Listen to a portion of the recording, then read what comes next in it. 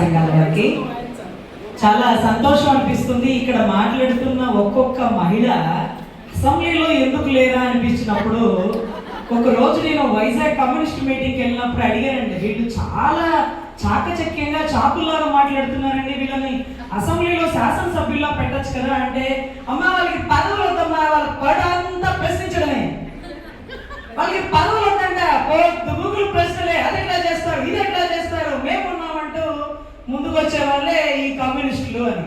చాలా సంతోషం అనిపించండి అండి. గొప్ప సబ్జెక్టు, అనర్గళమైన సబ్జెక్టు, ఫిగర్లతో సహా. ఒక చంద్రబాబు గారిని, కూటమిని రజనీ గారు ఎదిరిస్తున్నారా అంటే, నేనే ఎదిరించామయ్యా స్వామి, ఆవిడైతే జీతగాడంది, ఏకంగా ప్రపంచ బ్యాంకు జీతగాడనింది. చూడండి ఇక్కడ ఒక్కొక్కళ్ళు విజయవాడ కనకదుర్గమ్మలా కనిపిస్తున్నారు. తప్పును ఎదిరించడానికి మగవాడి వల్ల సాధ్యమవుతుందో లేదో కానీ మహిళ వల్ల సాధ్యమవుతుందండి, మహిళ వల్లే సాధ్యమవుతుంది.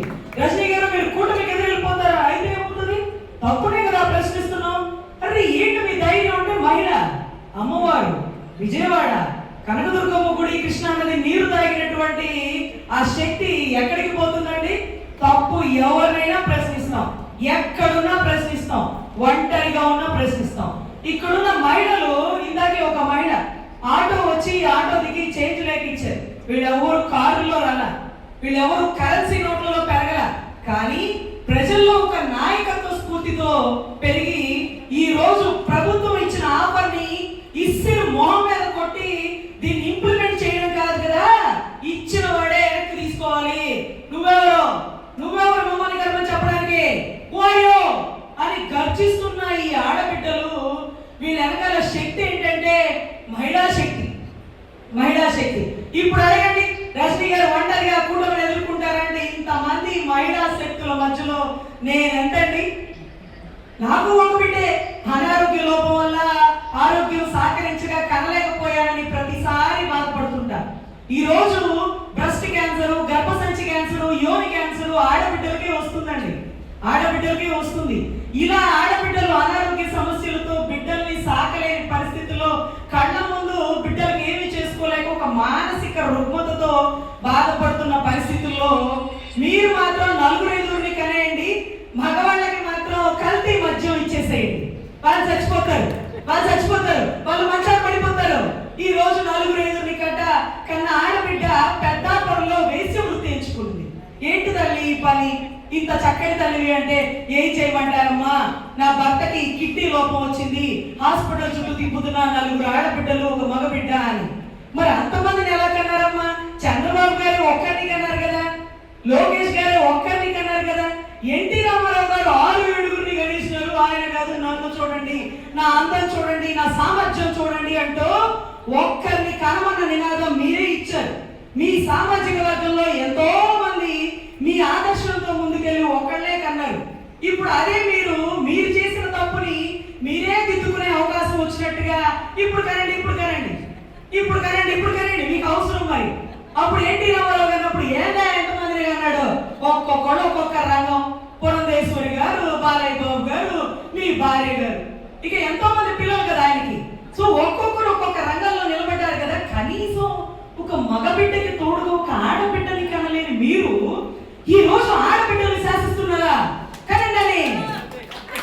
అరే లోకేష్ ఒక ఆడబిడ్డ తోడుగా చెల్లుంటే బాగుంది కదా, ఎందుకు మీకు అనిపించలేదు అధ్యక్ష అని అడిగే అసెంబ్లీలో శాసనసభ్యురాలు లేకపోయింది మన కర్మ. అదే చాలా దారుణం ఏంటంటే, విజనరీ ఉన్న వ్యక్తి అని మనం ఒప్పుకోవాలి 30-40 సంవత్సరాల క్రితం. ఎందుకంటే మహిళల వల్ల సమస్య వస్తుందని ఆయనే ముందు పసిగట్టారు. ఈ మాత్రం సమస్య వస్తుందని తెలియక రాజశేఖర రెడ్డి గారు షర్మిలమ్మను గణేశారు, కేసీఆర్ గారు కవితను గణేశారు. ఈ రోజు చూడండి, ఏకులాగా వచ్చి మేకై అన్నకి కుటుంబానికి ఎదురెళ్తుంది ఆడబిడ్డే. మీకు చాలా తెలియగలవాడండి, ఆడబిడ్డల వల్ల సమస్య వస్తుందని మీకే ముందు తెలుసు. అందుకని ఈ రోజు ఏక్ నిరంజన్, మీరు కోటీశ్వరులు, 500 కోట్లు నాకు ముష్టి పడేస్తావా, లక్షల కోట్ల ఆసామని అంటూ పబ్లిక్ స్టేట్మెంట్ ఇచ్చేసారు. ఇప్పుడు లోకేష్ గారు, వారి ఆవిడ చాలా యంగ్ స్టేజ్ లో ఉంది, చక్కగా ఆరోగ్యవంతురాలు. ఆవిడ ధైర్యంగా ఒక 4-5 కానీ ఆదర్శంగా అసెంబ్లీలో గర్జించమనండి.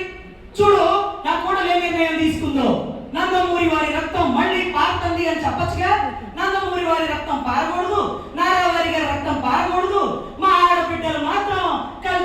తాగిన భర్తలు మంచాన పెడితే మేము మాత్రం 5-6 కనేయాల మిషన్లు మరి నొక్కండి.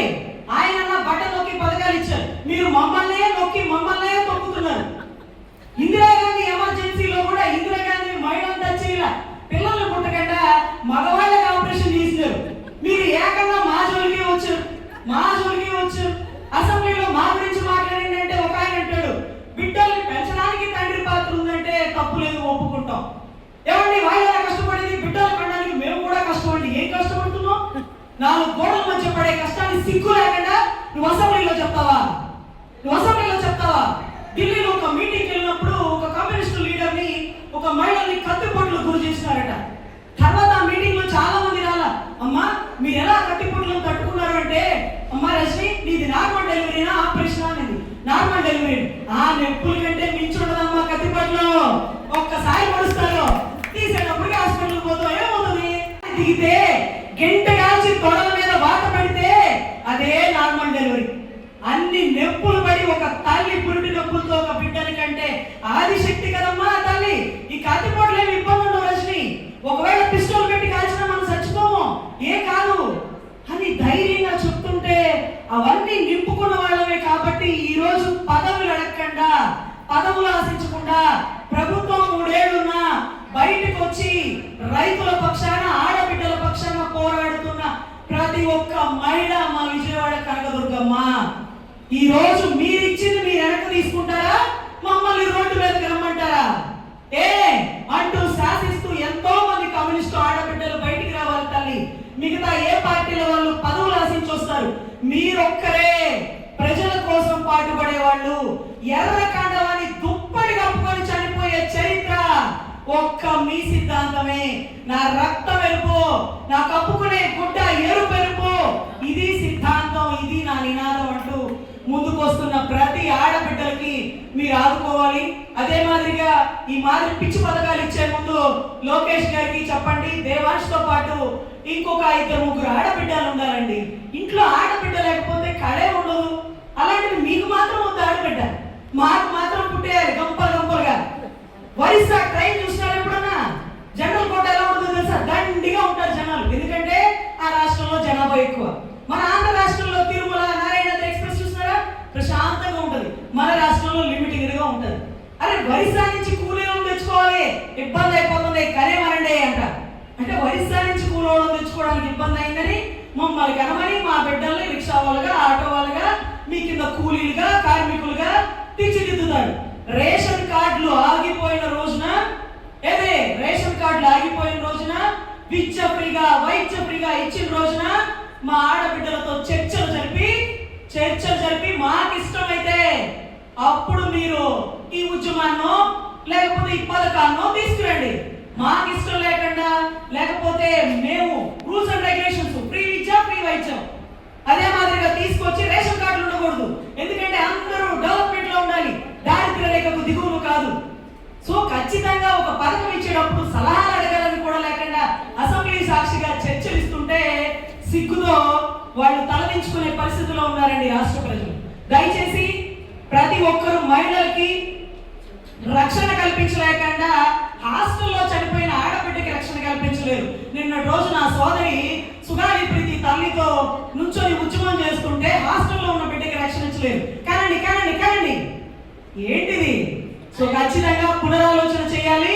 ఇటువంటివి చర్చలు లేకుండా అసెంబ్లీలో స్టేట్మెంట్లు ఇచ్చేయకండి. మీ పరువు పోతుంది. మీ పరువు తీసేవాళ్ళు కూడా ఆడబిడ్డలే, అది కూడా కమ్యూనిజం సిద్ధాంతాలు గల ఆడబిడ్డలేనని మరొకసారి గుర్తుపెట్టుకోండి. ధన్యవాదాలు నాకు ఈ అవకాశం.